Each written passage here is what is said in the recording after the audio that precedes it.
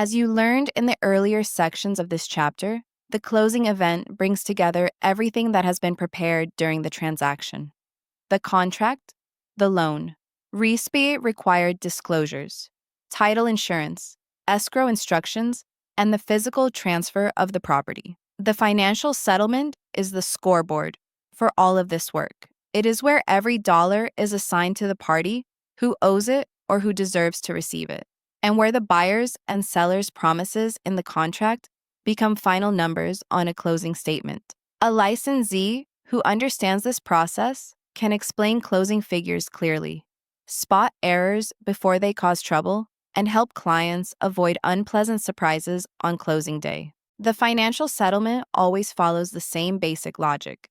Even if the software or form layout looks different from one title or escrow company to another. First, the parties' selling terms and closing costs are identified from the contract and lender instructions. Second, non-prorated debits and credits are entered, such as loan fees or commission. Third, prorated items such as taxes, rents, and prepaid expenses are calculated and split fairly between the parties. Fourth, all of this is brought together on the closing statement to determine what the buyer must bring in and what the seller will receive. Finally, funds are dispersed according to those results. Settlement process overview. You can think of the financial settlement as a 5-step process. First, identify the selling terms and all anticipated closing costs based on the purchase contract, the loan approval, and local practice. Second, determine non-prorated debits and credits, which are one-time charges or payments assigned to only one side of the transaction. Third, determine prorated debits and credits, which are items both parties share for part of a time period, such as property taxes that straddle the closing date. Fourth, complete the closing statement so that each party's total debits and credits are accurately summarized. Fifth, disperse funds so that every lien or bill is paid and the remaining net cash goes to the proper party. Although escrow and title companies do most of the math, a competent licensee should be able to explain each figure to a buyer or seller. If a client asks why they must bring more money than expected, you should be able to walk them line by line through their debits and credits and show how the contract terms, RESPA rules, lender fees, and prorations produce the final bottom line. Selling terms and closing costs. Selling terms are the core financial elements of the deal. They include the purchase price, the buyer's earnest money deposit, the amount of the buyer's down payment, and the type and amount of loan financing. For example, imagine a home that sells for $450,000. The buyer placed a $5,000 earnest money deposit when the contract was accepted, plans a $45,000 down payment, and obtains a $405,000 loan. Those numbers form the backbone of the settlement. Closing costs are all of the additional expenses, beyond the price itself, that must be paid to complete the transaction. These may include loan origination and underwriting fees, appraisal fees, credit report fees, lender's title insurance premium, owner's title insurance premium if applicable, recording fees, escrow or closing fees, survey charges, transfer fees, home warranty costs, and prepaid interest or escrow reserves. The contract usually states who pays which items, and anything not addressed is often handled according to local custom. In some markets, buyers pay most lender and title charges. In others, sellers routinely pay certain transfer or HOA fees. Selling terms and closing costs must also be consistent with the disclosures you learned about under RESPA and TRID. The loan estimate and closing disclosure show how these costs are allocated and ensure that what the borrower sees at closing matches the earlier estimates within allowed tolerances. Debits and credits. The language of the closing statement. The closing statement uses a simple double-column language. Debits and credits. A debit is any amount a party must pay or is charged with at settlement. A credit is any amount a party is entitled to receive or that has already been paid on that party's behalf. For the buyer, debits typically include the purchase price, loan costs that must be paid in cash at closing, prepaid interest, escrow setup for taxes and insurance, and any prorated amounts the buyer owes the seller, such as the buyer's share of annual hazard insurance that the seller prepaid. Credits for the buyer usually include the earnest money deposit, the new loan amount, any seller concessions or credits, and prorated items the seller owes the buyer, such as prepaid taxes or rent collected in advance. For the seller, debits usually include paying off existing loans, paying real estate commission, transfer and recording fees that are assigned to the seller, and prorated items the seller owes the buyer, such as the seller's share of current year property taxes, if those taxes will be paid later by the buyer. Credits for the seller usually include the purchase price and any prorated items the buyer must reimburse to the seller, such as prepaid insurance or prepaid HOA dues that extend beyond closing. Once all debits and credits are entered for each party, the settlement agent totals them. The amount the buyer must bring to closing is the excess of the buyer's total debits over the buyer's total credits. The amount the seller receives is the excess of the seller's total credits over the seller's total debits. Buyer's debits and credits in practice. Consider a buyer named Carla purchasing a home for $400,000. She has already deposited $8,000 in earnest money. Her lender approves a $320,000 loan and requires her to pay $4,000 in closing costs, $1,200 in prepaid interest, and $2,000 in initial escrow deposits for taxes and insurance. At closing, the contract also calls for the seller to give Carla a $3,000 credit for closing costs. Carla's debits include the $400,000 purchase price, $4,000 in lender closing costs, $1,200 prepaid interest, and $2,000 escrow deposits, for a total debit of $407,200. Her credits include the $320,000 loan, the $8,000 earnest money, and the $3,000 seller credit, for a total credit of $331,000. The difference, $76,200, is what Carla must bring to closing, usually as a cashier's check or wired funds. A licensee who understands this structure can help Carla verify that the closing disclosure matches the contract and discuss options if the cash needed is higher than she expected, such as negotiating additional seller concessions in future deals or comparing loan programs that reduce closing costs.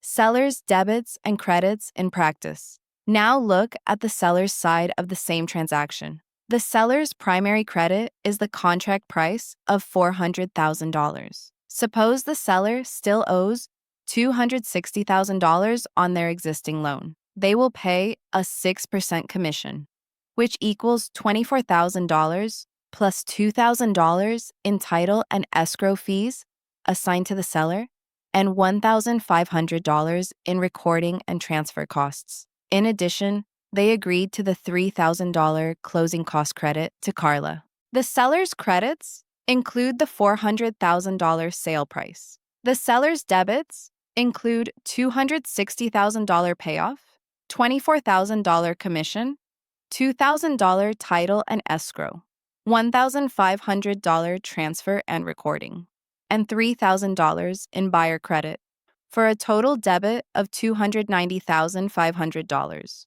The difference, $109,500, is the seller's approximate net proceeds, before any prorations, home warranty costs, HOA charges, or other adjustments. This example shows how a seemingly small seller concession or additional fee can reduce net proceeds. A professional agent can help sellers estimate net in advance so they are not shocked on closing day.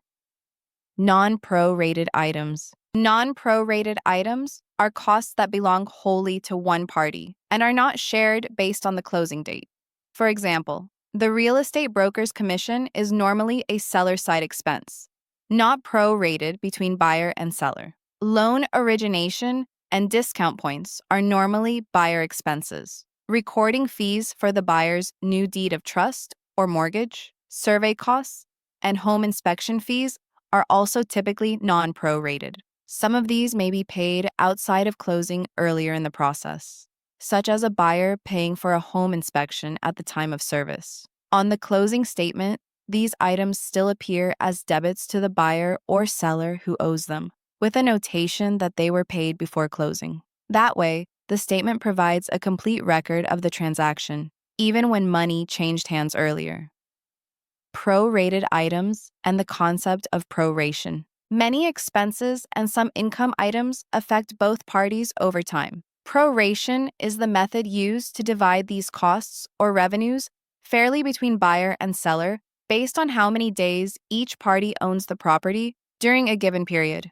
Imagine annual property taxes of $3,600 paid for the calendar year. If closing occurs exactly halfway through the year, the seller has owned the property for 6 months, and the buyer will own it for 6 months. Each party's fair share of that year's taxes is $1,800. The question becomes, who has already paid or who will pay the tax bill, and in which direction the debit and credit must flow to equalize their shares. With any prorated item, there is always a debit to one party and an equal credit to the other. For each line, the settlement agent answers 3 questions. First, what is the total amount for the period? Second, how many days belong to the seller and how many to the buyer? Third, who has paid or received money already and who still needs to pay or be reimbursed. Items paid in advance. Items paid in advance are expenses the seller has already paid that cover a period extending beyond closing. The classic example is a prepaid annual hazard insurance premium. If the seller paid for a full year and sells the property after 4 months, the remaining 8 months of coverage benefit the buyer. In many markets, the buyer will obtain their own policy, and the seller receives a refund from their insurance carrier. But prepaid premiums can still show up in prorations where a policy is transferred or where HOA dues, private road maintenance charges, or prepaid community water fees are involved. Another example is prepaid rent on an income property. Suppose a tenant pays rent on the 1st of the month and closing occurs on the 10th. The seller has collected the entire month's rent, even though the buyer will own the property for most of that month. In that case, the buyer receives a credit for the portion of rent covering the days from the day after closing through the end of the month, and the seller receives a matching debit. The rule is simple. For an expense paid in advance by the seller that benefits the buyer after closing, the buyer is debited and the seller is credited. For income received in advance by the seller that belongs in part to the buyer, the seller is debited and the buyer is credited. Items paid in arrears. Items paid in arrears are expenses billed and paid after the period they cover. Property taxes are a common example. In many jurisdictions, taxes are assessed for a calendar year, but billed and paid later, often in 1 or 2 installments. In Arizona, a helpful memory device is "owe no more money." The first half of the year's property taxes is due in October and becomes delinquent in November. The second half is due the following March and becomes delinquent in May. This means taxes are paid in arrears after the period they cover. If a seller has owned the property from January through part of December and closing occurs on December 12th, the seller owes their share of the current year's tax, even if the bill is not due, and the buyer will cut the check when it comes. The closing statement credits the buyer and debits the seller for the portion of taxes that corresponds to the seller's days of ownership, leaving the buyer with enough money to pay the entire tax bill when due. The general rule for items the buyer will pay in arrears is that the buyer receives a credit and the seller receives a debit for the seller's share. This ensures the seller is paying for the period they own the property, even if the bill itself is paid by the buyer later. Charging shares. Who owes what? Once you understand who has paid or received what, charging shares becomes logical. If the seller has paid the buyer's share of an expense, such as hazard insurance or HOA dues, that extend beyond closing, You charge the buyer with their share by debiting the buyer and crediting the seller. If the buyer will pay the seller's share of an expense billed later, such as taxes or utilities paid in arrears, you charge the seller by debiting the seller and crediting the buyer. If the seller has received the buyer's share of an income item, such as rent collected at the beginning of the month, you charge the seller their overcollection by debiting the seller and crediting the buyer. For example, suppose annual hazard insurance is $1,200 and closing occurs on August 1st, 4 months into the policy year. The seller has paid the entire premium, but only used 4 months of coverage. The buyer will enjoy the remaining 8 months if the policy is continued. The buyer's share of the prepaid premium is $800, 8/12. At closing, the buyer is debited $800 and the seller is credited $800. Conversely, imagine that the water and sewer provider issues a combined bill on the 15th of each month for the previous month's usage. Closing occurs on June 30th. When the July 15th bill for June's usage arrives, the buyer will pay the entire bill even though the seller occupied the home for all of June, except the last day. To correct this, the closing statement debits the seller and credits the buyer for the portion attributable to the seller's days of ownership. In practice, most standard utilities, such as electric and gas, are handled by service cutoff and start dates, rather than by prorations. The seller cancels service as of closing, and the buyer starts service that same day. However, fees that are billed less frequently or that represent shared community systems, such as hauled water or shared septic maintenance, are more likely to appear as prorated items on the closing statement. Review summary. This section pulled together the financial mechanics that underlie the closing event. You learned that the settlement process follows 5 basic steps: identifying selling terms and closing costs, calculating non-prorated items, calculating prorated items, completing the closing statement, and dispersing funds. You saw how debits and credits work as the basic language of the closing statement, and how the excess of debits over credits or credits over debits determines the buyer's cash-in and the seller's net proceeds. You explored non-prorated items, such as commission and many lender fees, which belong entirely to one party, and prorated items, such as taxes, rent, and prepaid or overdue expenses, which must be split fairly according to days of ownership. You learned important rules. When the seller pays expenses that benefit the buyer after closing, the buyer is debited and the seller is credited. When the seller collects income that belongs partly to the buyer, the seller is debited and the buyer is credited. When the buyer will pay a bill that covers the seller's period of ownership, the seller is debited and the buyer is credited. By combining this understanding with what you learned about RESPA and Tri-D in the previous section, you now have a complete picture of how the numbers you see on the loan estimate, closing disclosure, and settlement statement are created and why each item appears where it does. Discussion: why is it important for a real estate agent to understand debits and credits on a closing statement, even if the title or escrow company does the math?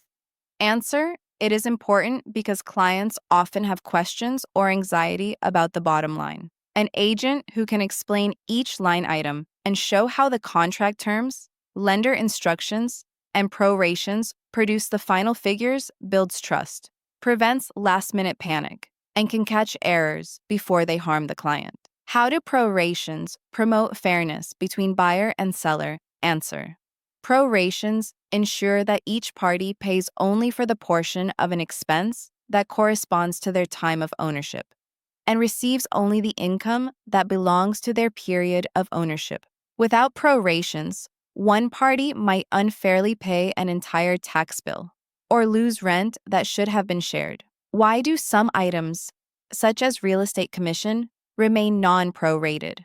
Answer: some items arise from the transaction itself, not from ongoing use or ownership. Commission, for example, is earned because the property was sold, not because someone occupied the property for part of a year. It is therefore assigned entirely to one party, usually the seller.